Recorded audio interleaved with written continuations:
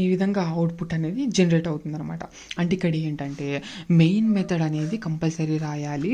Okay, అది కూడా మనకు program entry and exit point అనమాట. మెయిన్ డోర్ అనమాట. మనకి ఎలాగైతే ఇంటికి మెయిన్ డోర్ ఉంటుందో, మీరు ఇంట్లో వెళ్ళాలంటే అదే డోరే కదా, మెయిన్ డోరే ఇంపార్టెంట్ మనకి ఇంట్లో వెళ్ళాలంటే. మళ్ళీ బయటకు రావాలంటే మెయిన్ డోర్ నుంచి బయటకు వస్తారు. ఈ విధంగా అనమాట. అంటే ప్రోగ్రామ్ ఎగ్జిక్యూషన్ అనేది ఇక్కడ మెయిన్ నుంచి స్టార్ట్ అవుతుంది. అందుకని మీరు మెయిన్ మెథడ్లో ఏం రాయాలనుకుంటే అది రాయండి.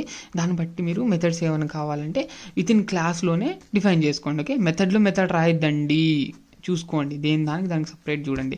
మెయిన్ మెథడ్ నుంచి ఎగ్జిక్యూట్ అవుతుంది కాబట్టి మెయిన్ మెథడ్ నుంచి స్టార్ట్ చేస్తాం మనం కోడింగ్ ఏదైనా రాయాలన్నా.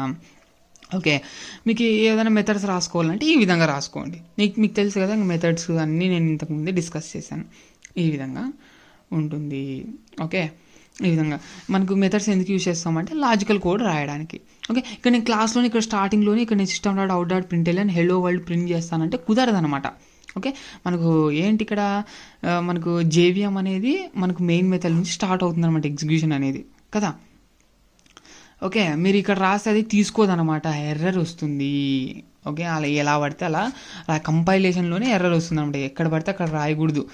జావాసి అనే కంపైలర్ ఉంటుంది కదా, దాంట్లో మనకు అన్బిల్డ్గా చెప్పింటారనమాట డెవలపర్స్ డెవలప్ చేసేటప్పుడే జావాని చెప్పింటారు, ఇట్లా రాయకూడదు ఇక్కడ రాయకూడదు అని. అందుకనే మనం ఇక్కడ లాజికల్ కోడ్ మొత్తం ఓన్లీ మెథడ్స్లోనే రాస్తాము. మెయిన్ మెథడ్ అనేది ఎగ్జిక్యూషన్ స్టార్ట్ అవుతుంది.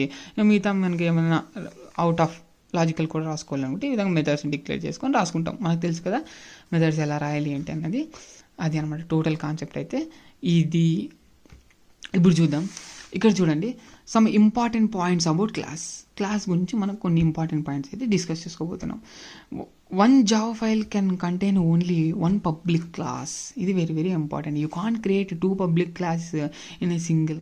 అంటే ఒక క్లాస్లో మనము ఇక్కడ 2 పబ్లిక్ క్లాస్ అయితే క్రియేట్ చేయలేం. ఇంకో క్లాస్ కావాలంటే ఇంకో క్లాస్ కూడా క్రియేట్ చేసుకోవచ్చు. ఇక్కడ చూడండి, ఏ క్లాస్ దాన్ని చూసుకోండి. Open and closed flower bases. Okay, confuse అవ్వద్దు. ఈ విధంగా అనమాట. అంటే పబ్లిక్ క్లాస్ అనేది ఒకటే ఉండాలి అని చెప్తున్నాము.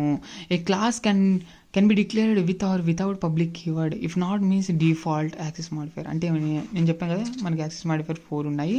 అందులో మనకు డిఫాల్ట్ పబ్లిక్ అనేది ఇంపార్టెంట్ అనమాట. క్లాస్కి సంబంధించి మనం ఇక్కడ పబ్లిక్ యూస్ చేస్తాం, లేదా డిఫాల్ట్గా ఏం రాలేదంటే డిఫాల్ట్గా ఉంటుందన్నమాట క్లాస్ అనేది. అది Java file name and public class name should be same. అర్థమైంది? ఈ విధంగా పబ్లిక్ పెట్టాము అంటే ఆ క్లాస్ నేమ్ ఫైల్ నేమ్ అనేది సేమ్గా ఉండాలి. ఎందుకంటే the way to tell the JVM that this is entry point. అంటే ఇక్కడ మనకు మెయిన్ మెథడ్ రాసింటాం కాబట్టి దానికి సంబంధించి ఇక్కడ మనకు ఎంట్రీ పాయింట్ అని చెప్తామన్నమాట. జేవిఎంకి ఎగ్జిక్యూట్ చేసి దానికి అప్పుడు దానికి అర్థం చేసుకుంటుంది అది. ఇది